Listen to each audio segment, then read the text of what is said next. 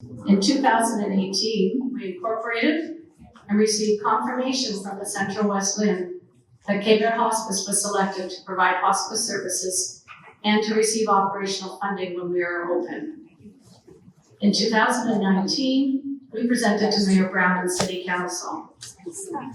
We know there was a period of difficulty during COVID, and in 2022, our dream came true. With the support of Mayor Brown, the City Council, and the staff, a motion was passed to provide land to Blair Hospice for our future home. I do want to take this opportunity to thank some key people who believe in our vision and supported our move to help this vision become a reality. Councillor Paul Vicente and Mayor Brown have both been steadfast in their support to help us build a hospice residence and center of excellence for the residents of Brampton. In addition to helping us with the building site, Mayor Brown has already agreed to green our honorary chair for our capital campaign. Gary Collins, the Director of Communications for the Mayor, and of course, Nick Agunia, who went above and beyond to help us make it. I also want to thank Punjabi by Nature for donating the delicious food. I hope you're all enjoying. And Giuseppe Paulselli from Two Sisters Vineyards for donation of the wine this evening. Colette Lewis, Colette, are you there? If you could put your hand up. Colette, Kay's sister, and she has some other sisters that have joined us this evening. Colette has joined our Fund Development Committee, and Colette, you've been instrumental in supporting our board. We thank you for that. And of course, all of the volunteers this evening, thank you for all your generous help for us. And lastly, to our entire board, who's dedicated countless hours towards this endeavor, I thank you. I'd now like to introduce my colleague and fellow board member and co-chair of our Blair Hospice Fundraising Committee in this event is Gurwinder Gill. Gurwinder has over 30 years experience in equity, inclusion, anti-discrimination, community and social services. She's been a member of the World Health Organization's task force on culturally competent hospitals and is both a national and international speaker. Her most recent role was as Director of Equity, Inclusion, and Anti-Discrimination for 14 years at William Ulster Health System. One of her favorite quotes by the late Dr. Paul Farmer speaks to her core and her passion for social justice and equity and empowerment. The idea that some lives matter less is the root of all that's wrong in the world. Gurwinder, if you could join us, please. Good evening, everyone. Wow, I never been in a room that's so silent. It's usually like buzzing. So somebody reminded me in this room, I believe it was Paul, I don't know if Paul is still here, but we met about 8 years ago, but this was just a bit of planting the seed in terms of being a hospice in Brampton. And so here we are today. It's so exciting for this particular evening, and I can't thank you enough, all of you, for being here. My passion for building a hospice, it doesn't matter where it is. Right now I'm living in Brampton, I'm living in Canada, but it stemmed from when I was in England and my sister was diagnosed with something serious. They actually just gave her 2 weeks to live, but she survived another year and a half after initial diagnosis. But it stemmed from there because it was, well, let me just read these few words that I wrote down as an ode. It shows how what the hospice nurses did to support my sister and us as a family. They say nurses are angels with invisible wings. My sister's angel nurse from the local hospice was only 3 years older than I, my courageous and strong sister was my role model. The day we learned she only had 2 weeks to live was the day my world ended. It was her angel nurse who supported her and us at the end of her life. To you, her angel nurse, and I thank you, not as much as I should, because you did so much for us. You were always by her side, loving her, caring for her unconditionally. You made her smile, even on a particularly rough day. you'd come in quietly, sit beside her, and just hold her hand. You wouldn't judge her or us when we prayed as per our religion, when we dressed as per our culture. She was busy. But every time we had equity, inclusion, anti-discrimination events, and I'd say, Claire, would you mind coming along and saying a few words? Without hesitation, she would always be there. I miss her dearly. So for tonight, we won't take up too much of your time, but really the who, the what, the how, in terms of the hospice, and really what our goals are and how you can help. I'll pledge water over that.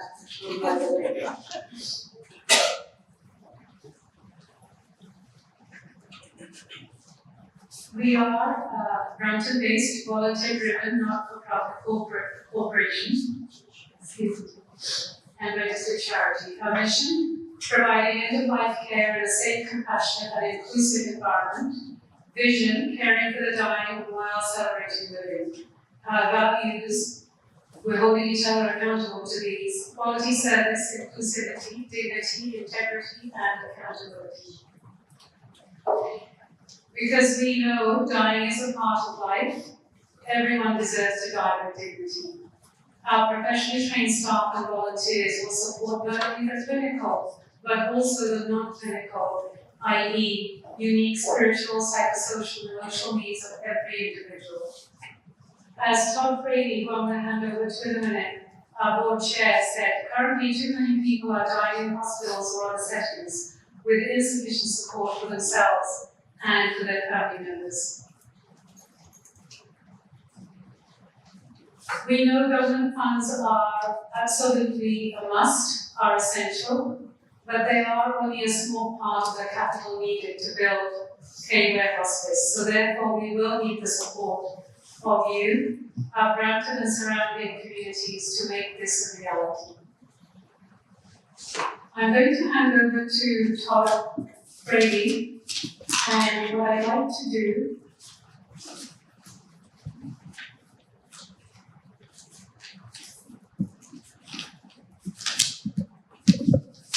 I have my intro notes here, Todd. I swear I did.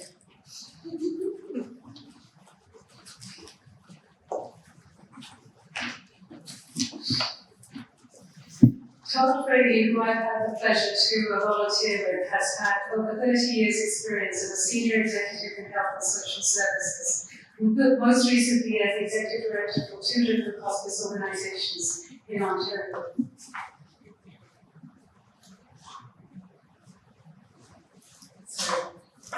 Todd has participated in and chaired many boards of directors and committees, both provincially, nationally, and internationally in healthcare, social services, education, business, and international development. Perhaps more relevant for this particular project is that he is the former chair of the Mississauga Halton Local Health Integration Network Palliative Care Steering Committee and a former member of the Central West Palliative Care Network. He was co-chair of the Ontario Provincial Hospice Palliative Care Quality Working Group and a member of the Provincial Hospice Palliative Care Business Case Working Group. Todd has volunteered for many years as a government relations advocate, passionately aiming to improve hospice palliative care for residents of Ontario, both at Queen's Park and at municipal levels. Now, he needed to have a lot more to add, but we said no, Todd, that's enough for the bio. So I'm going to ask Todd to come over and say a few words.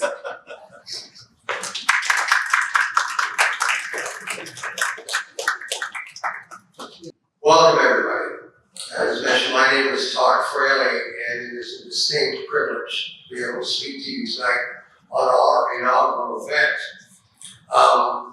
I'm going to speak to a few slides, and then at the end, we're going to all be available to answer any questions there are some, and/or you can come up and meet with us one-on-one by one if you can answer. My first slide is the need. The need is frankly the elephant in the room. Most people don't choose to talk about death, dying, grief, or even easily, and that crosses virtually every culture. But it's exactly that elephant in the room that we are talking about tonight. Let's talk about the need for Brampton. The province, and even internationally, has set minimum standards for 5 hospice beds per 100,000 people.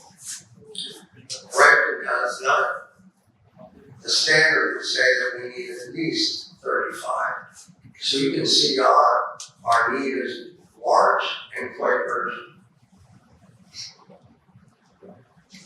Doing more with less. Well, it's been a mantra for healthcare for at least the last 20 years, maybe 30 years. To do more with less money. Hospice actually does that. We have the unique ability to save the system money while providing better end-of-life care. Research has repeatedly shown that end-of-life care in a hospice residence is preferred, better, and more cost-effective. In fact, you can see on the slide, hospice care costs 1/3 of the cost for end-of-life care that a hospital does. And if you look on the left side of the slide, you see 40% of our referrals come from hospitals. Over the last 2 years, that saved the system $199 million. And that number will grow as we build more hospices and divert more people from hospital into a hospice bed when it is more appropriate. There is a role for complex care and palliative care here, but by and large, hospice residences can serve most people. One community, many unique needs. Nothing could be more true about Brampton. There are 4 pillars of hospice care. The first one being medical care. The second one being the psychosocial and emotional support. The third being the practical supports to care for somebody at the end of their life, for them and their family members. And the fourth being spiritual care. It's not necessarily religious care, but it's whatever that individual finds meaning in.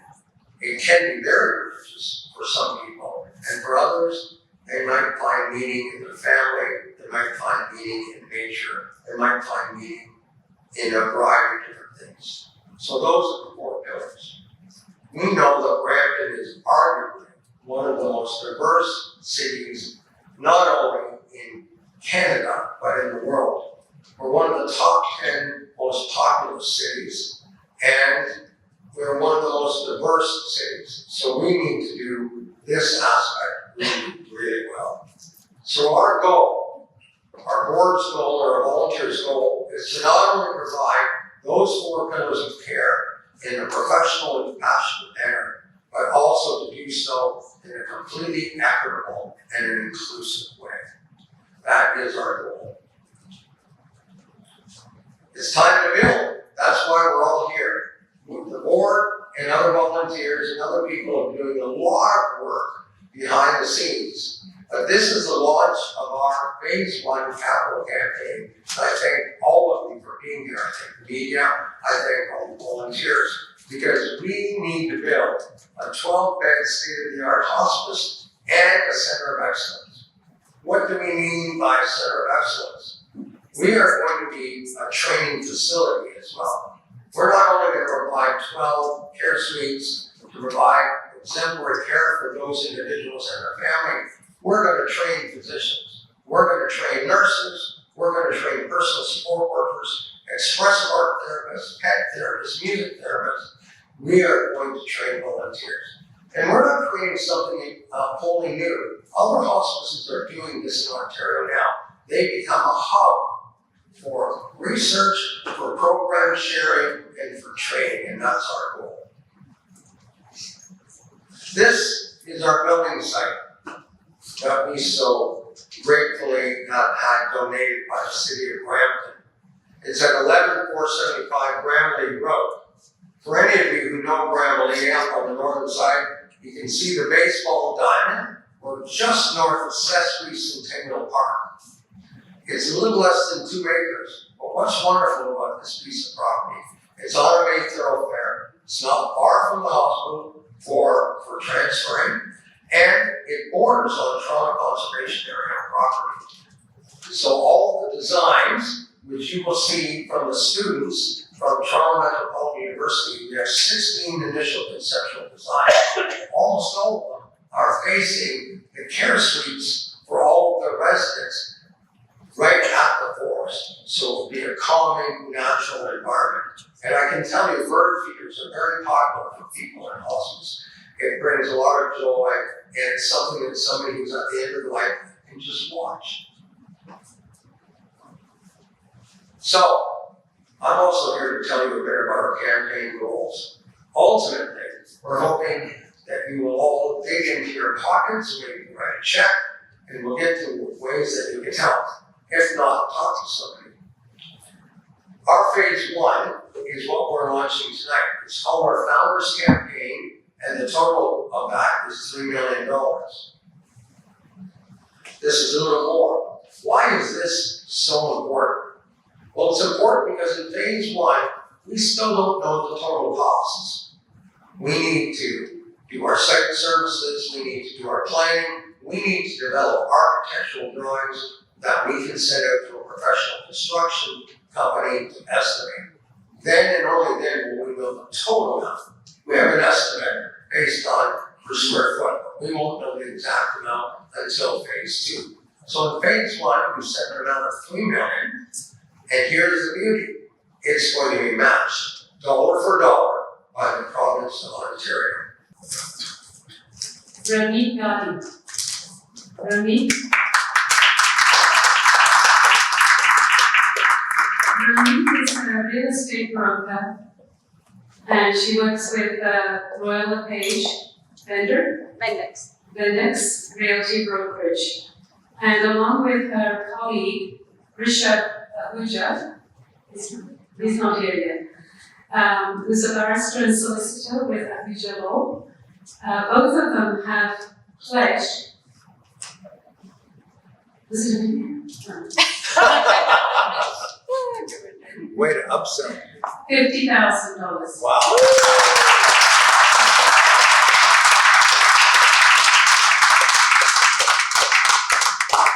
Thank you. Thanks. Ramit is also a very good friend of mine. We've known each other for how long now? 22 years? 22 years.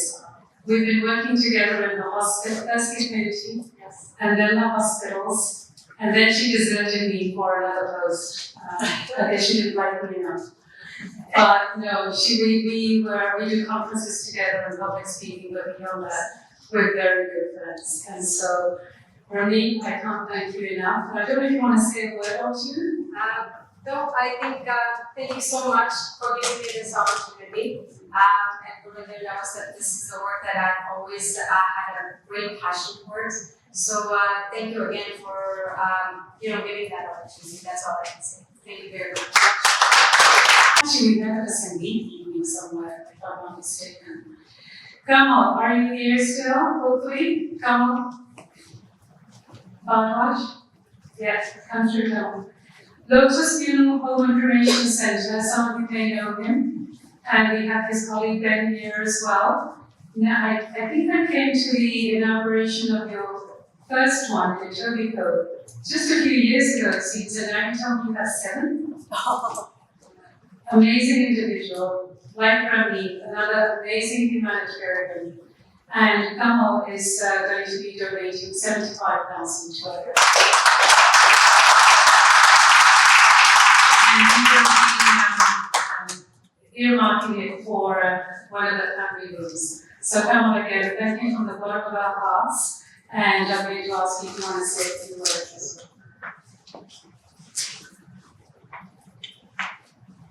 well. Well, listen, I'm no stranger to hospices. Obviously, we're in the funeral industry. But it's a place that is comforting for families. It's a place where it can be very peaceful for an end of life.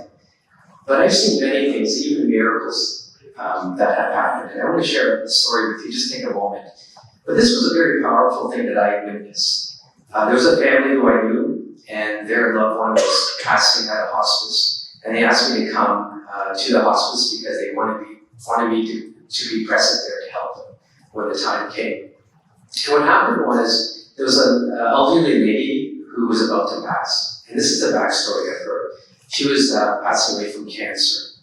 Now, she had lost her husband to cancer, and 20 years ago, she had lost her son to cancer. But what happened when her son had just passed 20 years ago, him and his wife gave birth to a baby girl.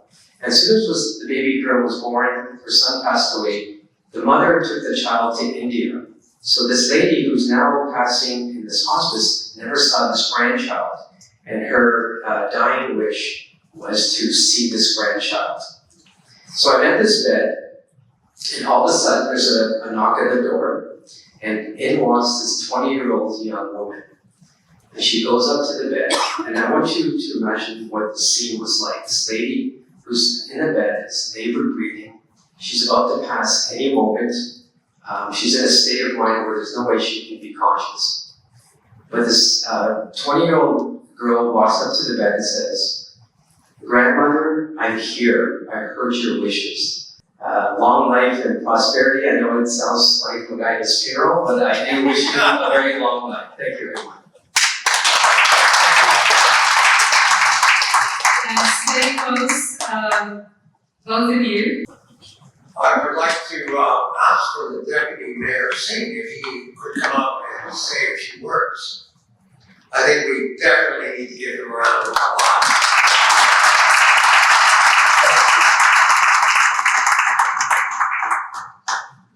Thank you, and it's an absolute pleasure to be here representing City Council today and Mayor Patrick Brown. With Kate Blair, when this project was first proposed, it was an exciting opportunity, especially for myself. Kate Blair had a profound impact on Brampton Civic and the board. She leaves a very strong and profound legacy there. And that happens to be also my boards, boards 9 and 10. And so when there was an opportunity to look for the Kate Blair Hospice land opportunities, it was inevitable that we would end up having wards 9 and 10. So the new site is actually in our area. We're really proud to have this facility coming towards 9 and 10. Kate Blair's legacy is not only felt in Ward 9 and 10, but all of Brampton. She leaves a profound legacy in healthcare and health services. And what a great way to recognize her contributions and services. Outside of that, when we talk about healthcare in Brampton, for many times we hear Brampton City Council advocating profusely for a fair share for additional hospitals, long-term care beds. And it's amazing that, we found an opportunity and a way to get more hospice beds to the city of Brampton. It's disturbing that there was no hospice care originally, and now we have the opportunity to bring every 12 hospice care beds to the city of Brampton. So I think I speak on behalf of Mayor Patrick Brown, my ward councillor, Councillor Gurpratap Singh Dur, and all of city councillor, including Councillor Paul Sete, who was sort of the instigator, visionary behind this as well, that we ask you to be generous and kind and open up wallets for whatever contribution you can make, and outside of that, get the word out. Because looking at some of those numbers, we're gonna have to roll up our sleeves and really get in there and really help out. So just even letting your friends and family know, sharing on social media, just getting the word out that we need to get this done, and we need to do it for Brampton and a better Brampton. Thank you so much.